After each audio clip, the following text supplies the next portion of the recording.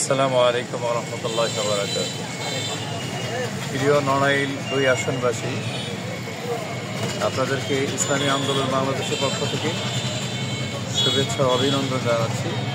ইতিমধ্যে আপনারা জেনেছেন আগামীকাল ১০ই ডিসেম্বর রোজ বুধবার বিকাল ৩ ঘটিকায় নড়াইল পুরাতন বাস টার্মিনাল সংলগ্ন মুক্ত মঞ্চে ইসলামী আন্দোলন বাংলাদেশের পক্ষ থেকে এক নির্বাচনী গণজামায়াত অনুষ্ঠিত হবে ইনশাআল্লাহ।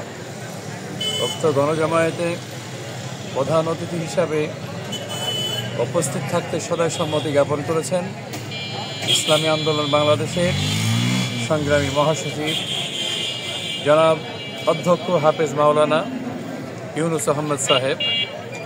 প্রধান আলোচক হিসাবে উপস্থিত থাকার জন্য সদয় সম্মতি জ্ঞাপন করেছেন ইসলামী আন্দোলন বাংলাদেশের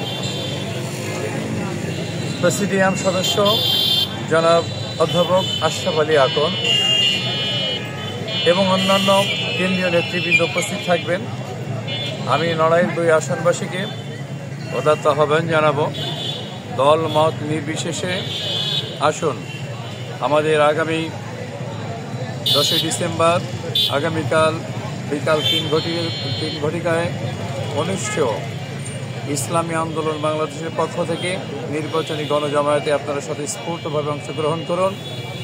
আমরা আগামী দিনে এই লাল সবুজের ভূখণ্ডে সুন্দর এবং কল্যাণকর রাষ্ট্র গঠনের জন্য সুন্দর একটি বাংলাদেশ উপহার দেওয়ার জন্য আপ্রাণ চেষ্টা করে যাচ্ছি।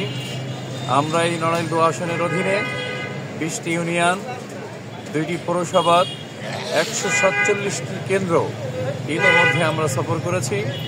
আমরা একটা গণজোয়ার দেখতে পাচ্ছি ইসলামী আন্দোলনের পক্ষে তথা আমাদের প্রতীক হাত পাখার পক্ষে জনসাধারণের স্বতঃস্ফূর্ত সাড়া আমরা পাচ্ছি।